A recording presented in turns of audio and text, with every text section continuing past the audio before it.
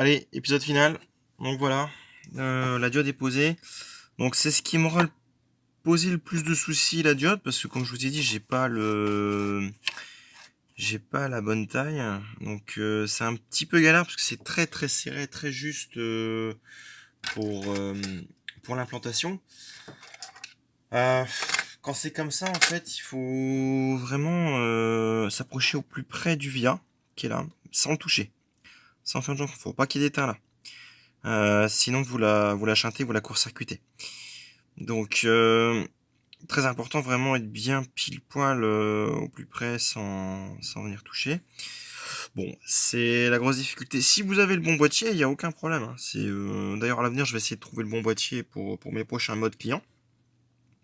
Donc là c'est une console client, hein, je précise, on m'a envoyé et qui est destiné à être à repartir chez voilà. Bon voilà, vous voyez, moi quand je pose des modes, c'est fait. Voilà.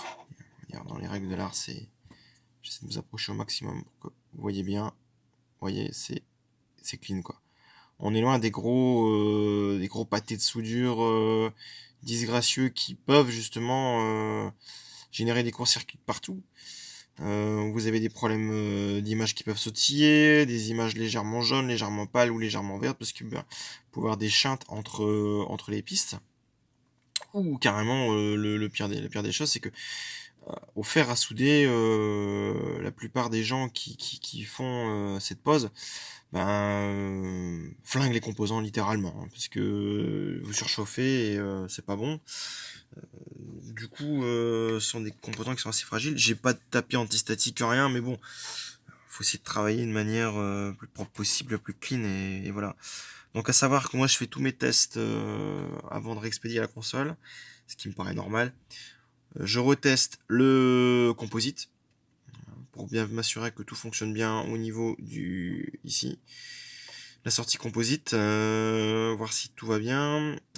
Et ensuite en RGB directement avec un upscaler. Donc upscaler que j'utilise moi ici c'est un OSSC. Et puis voilà, donc au moins ça me permet d'être vraiment sûr de ce que je fais. Hein, voilà. Donc je vous redonne un petit aperçu de la pause finie. Vous voyez un petit peu le travail réalisé. Vous voyez, c'est clean, c'est propre. Voilà. Donc sur ce, je vous laisse et puis bah je vous dis à bientôt pour un prochain épisode, un prochain mode. Voilà. Salut.